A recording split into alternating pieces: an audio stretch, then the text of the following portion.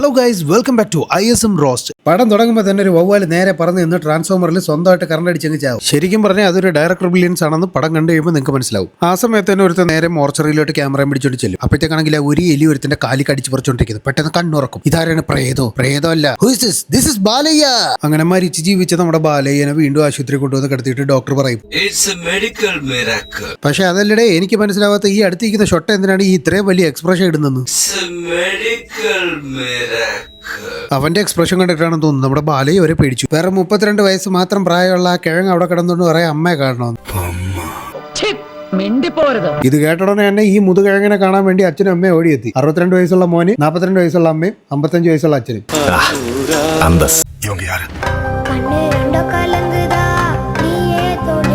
താനാരാന്ന് തിരിച്ചറിയാൻ പറ്റാത്ത ഗാരു കട്ടിലിൽ നിന്ന് വീണ് നേരെ നൈറ്റ് ഇട്ടുകൊണ്ട് വഴി കണ്ടിട്ടുണ്ടെന്ന് ബീഡിയും മേടിച്ച് വലിച്ചതിന് ശേഷം നേരെ ATM-ലോട്ട് പോയി അവിടുന്ന് കാശ് കൊടുത്തുകൊണ്ട് സ്വന്തം കമ്പനിയിലോട്ട് ചെന്നിട്ട് ആ പെണ്ണിനോട് ചോദിച്ചു ഞാൻ ആരാന്ന്.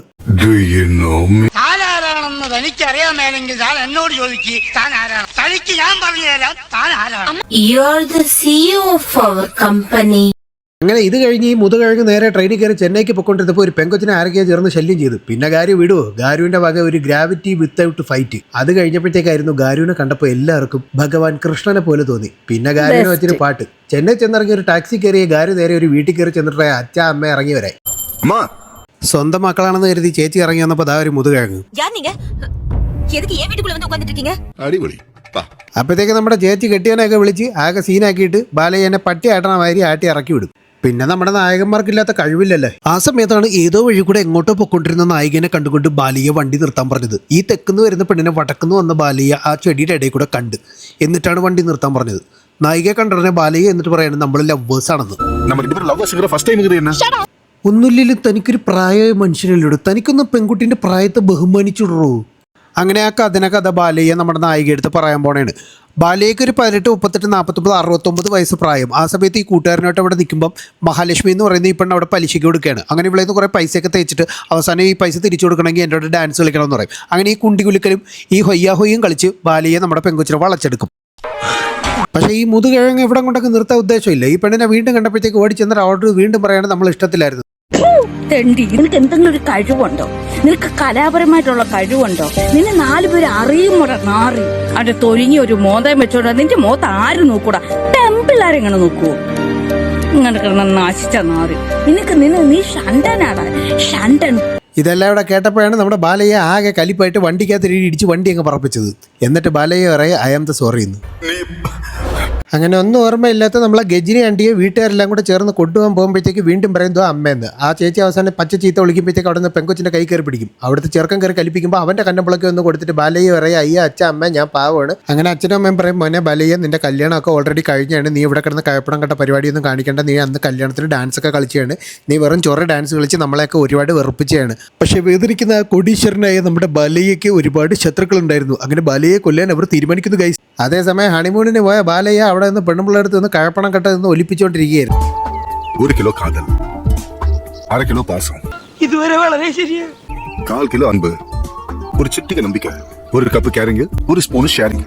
ഇതെല്ലാத்தையும் கலக்கி மனசுங்கிற பாத்திரத்துல போட்டு ஹாட் ஸ்டவ் மேல ஸ்மூத்தா ஹீட் பண்ணா லவ் ஃபுட் ரெடி.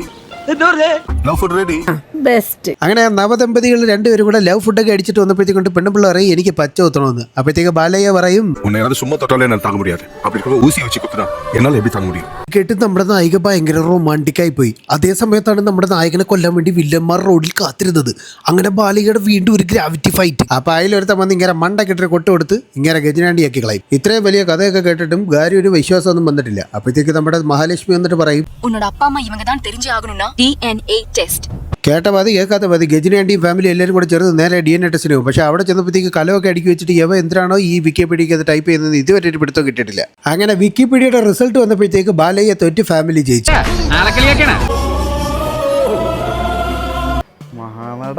ഇനിയിപ്പോൾ മഹാലക്ഷ്മിയുടെ പറക്കടന്ന് മണപ്പിച്ചിട്ട് കാര്യമില്ലെന്ന് മനസ്സിലാക്കി അവളെ നോക്കി വെള്ളം ഇറക്കി കൊണ്ടുവന്നപ്പോഴത്തേക്കാണ് പെട്ടെന്ന് നമ്മുടെ അണ്ണന്റെ തലയിൽ ആരോ അടിച്ചൊരു ഓർമ്മ വന്നത്. വഴി കണ്ടവരെ പിടിച്ചു നിർത്തിയിട്ട് പറയാ നീയല്ലടാ എന്റെ തലക്കടിച്ചത്. ഗോൾഫ് ഷോട്ട് മാറി അടിച്ച. അപ്പോഴത്തേക്ക് അവൻ പറയും എന്നാൽ எப்படி கோல் ஷாட் அடிக்க முடியும்? ഒരു പാവം കൈയില്ലാത്ത മനുഷ്യനായിരുന്നു ഈ വെടല വാഴപ്പഴം അവിടെ പിടിച്ച് ചേർത്ത് കത്തിയടിച്ചോണ്ടത്. എന്നാലും കൈ ഇങ്ങനെ അകത്ത് വെച്ചിട്ട് കോട്ടിനകത്ത് കയ്യില്ലെന്ന് പറഞ്ഞ് നിനക്ക് എങ്ങനെ നടക്കാൻ പറ്റുന്നടാ? അങ്ങനെ പാവം നമ്മളെ ഗജനികാരിയുടെ പ്രാന്ത് പിടിച്ച് അവിടെ നിൽക്കുമ്പോഴത്തേക്ക് ഫാമിലി വരും.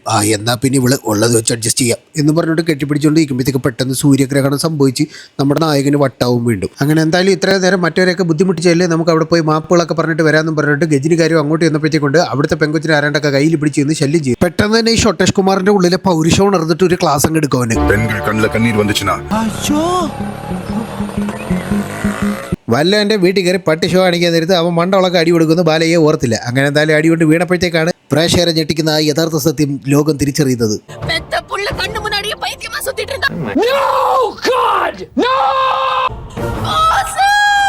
അപ്പൊ ഇത്ര നേരം നമ്മൾ കണ്ടോണ്ടിരുന്നവന്മാരെല്ലാം മണ്ടന്മാര്. ഇത് ബാലയുടെ അമ്മ തന്നെയാണെന്ന് തിരിച്ചറിഞ്ഞ ഉടനെ എന്തിനെ പോലെ ബാലയെ ചാടി എനിക്കാണ് ഗൈസ്.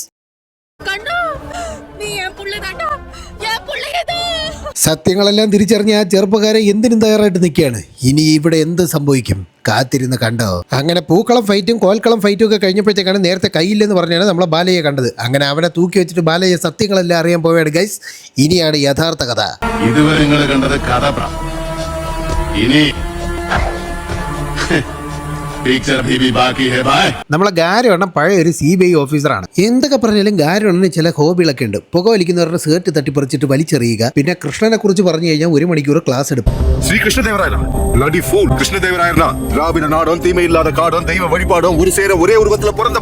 ഇതൊക്കെയാണ് ഗാരുവണ്ണന്റെ പ്രധാന ഇഷ്ടങ്ങൾ. ഒരു വീട്ടിൽ റെയ്ഡിന് പോകുന്നതിന് മുമ്പായിട്ട് ഗാരു ആ വീട്ടിലെ പട്ടിയെ വരെ വളച്ചു വെക്കും. അതാണ് ഗാരുവിന്റെ പ്രത്യേകത. അയാളുടെ വീട്ടിൽ കയറി റെയ്ഡും നടത്തി അവിടെ കയറി പട്ടി ഷോയും കാണിച്ച് അവസാനം അയാളെ വെടിവെച്ചും കൊന്നു. അതിനുശേഷം അയാളുടെ ശവത്തിന് മുമ്പിൽ നിന്ന് കൊണ ഡയലോഗ് അടിച്ച് മാസം കാണിച്ച് ഇറങ്ങിപ്പോവുകയാണ്. എന്തൊക്കെയാണ് നടക്കുന്നത്? അതേസമയം നമ്മുടെ ഗാരുവിന്റെ വീട്ടിൽ ഗാരുവിന്റെ സിസ്റ്ററിനെ പെണ്ണ് കാണാൻ വന്നിരിക്കുകയാണ്. ഈ സമയത്താണ് ഒരു പാവ അമ്മൂമ്മയായിരുന്നു ചുമച്ചപ്പോഴത്തേക്ക് അവിടെ ഒരു നിർത്തം ചീത്ത വിളിച്ചത്. ഇത് കണ്ടുകൊണ്ട് ഗാരു ആകെ കലിപ്പായിട്ട് അവൻ ഒരു അടിയും കൊടുത്തിട്ട് അവിടെ വന്നൊരു 1 മണിക്കൂറത്തെ ഉപദേശം. இவங்களை நம்ம ஓல்ட் ஏஜ் ஹோம் காமிச்சா நம்மளுடைய மான மரியாதைலாம் ஸ்டோன் ஏஜ் காலத்துக்கு போயிடும். ഗാരുവിന്റെ ക്ലാസ് എടുപ്പ് കഴിഞ്ഞ ഉടനെ തന്നെ നമ്മുടെ മഹാലക്ഷ്മിക്ക് പെട്ടെന്ന് ഗാരുവിനോട് ഒരു പ്രണയം പൂത്തുലഞ്ഞു. അപ്പൊ തന്നെ മഹാലക്ഷ്മി വീട്ടുകാരോട് പറഞ്ഞു, അയ്യന്റെ മോനെ, നമ്മളൊക്കെ ഇവിടെ എന്തൊക്കെ ഷോ കാണിച്ചിട്ട് വരുത്തിക്കും, നമ്മളെയൊന്നും വേണ്ട. ശേഷം ഗാരുവിന്റെ വെറൈറ്റി സ്റ്റെപ്പുകളായ കാലുപൊക്കി കലക്ക്, പാട്ടക്കുട്ടിക്കളി, കുലുക്കിയാട്ടം, ദുഷ്ടനായിട്ടുള്ള പ്രകാശ് രാജ് CM ആവാൻ വേണ്ടിയിട്ട് സ്വന്തം വലിയച്ഛനെ അങ്ങേരുടെ കളി വീഡിയോ വാർത്തയിലൂടെ ഹാക്ക് ചെയ്ത് കാണിപ്പിച്ച് പേടിപ്പിച്ച് കൊന്നു. പിന്നെ കൂടെ നിന്ന് അമ്മാവനെ മരുന്ന് കുത്തിവെച്ച് കൊന്നു. ഈ കേസ് അന്വേഷിക്കാനാണ് നമ്മുടെ ഗജനിയാണ്ടി അവിടെ എത്തിയത്. ഗജനിയാണ്ടി ഇതെല്ലാം കണ്ടുപിടിച്ചതിന് ശേഷം വേടിൽ കട്ടയ്ക്ക് എന്തൊക്കെയോ ടൈപ്പ് ചെയ്തിട്ട് CBIക്ക് ആർക്കും അറിയാൻ വയ്യാത്ത ഒരു ഫയൽ ഉണ്ടാക്കിയിട്ട് അതിനകത്ത് സേവ് ചെയ്യലാണ് പ്രധാന പരിപാടി. പിന്നെ ഇതാർക്കും തുറക്കണ്ടല്ല. വേടിനകത്ത് എന്തിനാണ് ഇത്ര ഇരുന്ന് ടൈപ്പ് ചെയ്യുന്നത് പുള്ളിക്ക് പോലും അറിയത്തില്ല. എല്ലാത്തിൻ്റെ അവസാനം ഈ എഴുതിയതാണ് പുള്ളി മാന്യമായിട്ട് ടൈപ്പ് ചെയ്തത്. ബാക്കിയെല്ലാം വെടിപ്പായിരുന്നു. ഗാരുവിന്റെ ബുദ്ധി റോക്കറ്റ് പോലെ ആയതുകൊണ്ട് തന്നെ ഗാരുവിനെ തൊടാൻ ആർക്കും പറ്റൂല. അങ്ങനെ ഗാരു കണ്ടുപിടിച്ച കാര്യങ്ങളെല്ലാം കൂടെ ഒരു സീക്രട്ട് ഫയലാക്കി CBIയുടെ ഒരു ഫയൽ സേവറിനകത്ത് സ്വന്തമായിട്ടൊരു ഫയർവാളൊക്കെ ഉണ്ടാക്കി പുള്ളിക്കാരെ അതീ സേവ് ചെയ്ത് വെച്ചു. ഗാരു ഇത് ആർക്കും തുറക്കാൻ പറ്റാത്ത പരുവത്തിലാക്കി വെച്ചു. ഗാരുവിന്റെ സിസ്റ്റം മാത്രം ആർക്കും ഹാക്ക് ചെയ്യാൻ പറ്റൂല. ഇത് എന്താ ഈ കണ്ടുപിടിച്ച് വെച്ചേക്കണത്? അതേസമയം നമ്മളെ ഗാരു ഫാമിലി ആയിട്ട് ട്രിപ്പ് പോയിക്കൊണ്ടിരിക്കുമ്പോഴാണ് നമ്മളെ പ്രകാശ് രാജ് പറഞ്ഞിട്ട് കുറെ ആദിവാസികളെല്ലാം കൂടെ ചേർന്നിട്ട് ഗാരുവിനെ എടുത്തിട്ട് അടിച്ച് എച്ചിലാക്കി ഗാരുവിന്റെ മണ്ടക്കിട്ട് അടിച്ച് ഗാരുവിനെ ഗജനിയാണ്ടിയാക്കി മാറ്റിയത്. അങ്ങനെ അവസാനം സംഭവം എല്ലാവർക്കും മനസ്സിലായി കഴിഞ്ഞപ്പോൾ ഗാരു മരിക്കാതിരിക്കണം, പക്ഷെ ഗാരുവിനൊന്നും ഓർമ്മ ഉണ്ടാവരുത്. അങ്ങനെ പാവം ഗജനിയാണ്ടിയുടെ ഓർമ്മയും നശിപ്പിച്ച് കുടുംബത്തിനെ ഇങ്ങനെ പേടിപ്പിച്ച് നിർത്തിയതിനു ശേഷം ഗജനിയാണ്ടി മരിച്ചുപോയി. അങ്ങനെ പാവം ഗജനിയാണ്ടിയുടെ ബോഡി എടുത്ത് കൊണ്ടിട്ടപ്പോഴാണ് നമ്മളെ സിനിമയുടെ തുടക്കത്തിൽ വന്നത്. ഇനിയാണ് നമ്മളെ ഗജനിയാണ്ടിയുടെ യഥാർത്ഥ അണ്ടിയാട്ടം, ആണ്ടവനാട്ടം. അങ്ങനെ വില്ലന്മാരെ സെറ്റാക്കിയ ഉഡായ്പ ഫാമിലിയിലുള്ള ഉഡായ്പ ഭാര്യ വന്നിട്ട് പറഞ്ഞു,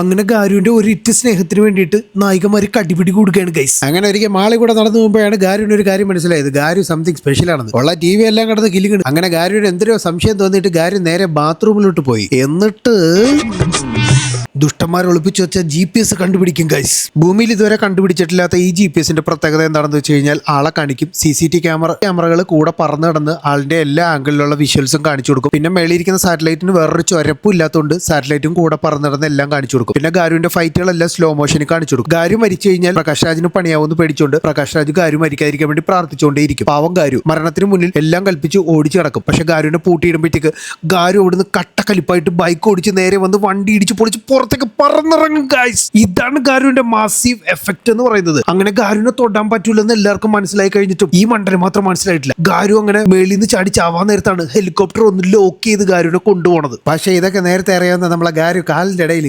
ഷൂസിന്റെ ഇടയിൽ കത്തിയൊക്കെ വെച്ചിട്ട് അത് മുറിച്ച് കളഞ്ഞിട്ട് താഴെ ചാടി രക്ഷപ്പെടും. അവസാനം വില്ലന്മാരെ എല്ലാം അടിച്ച് റൊട്ടിയാക്കി ഗാരി നേരെ പ്രകാശ് രാജിൻ്റെ അടുത്ത് വന്നിട്ട് കുറേ ഡയലോഗ് അടിക്കും. അതിനുശേഷം പ്രകാശ് രാജിനെ വെടിവെച്ച് കൊല്ലും. പടം കഴിഞ്ഞ്.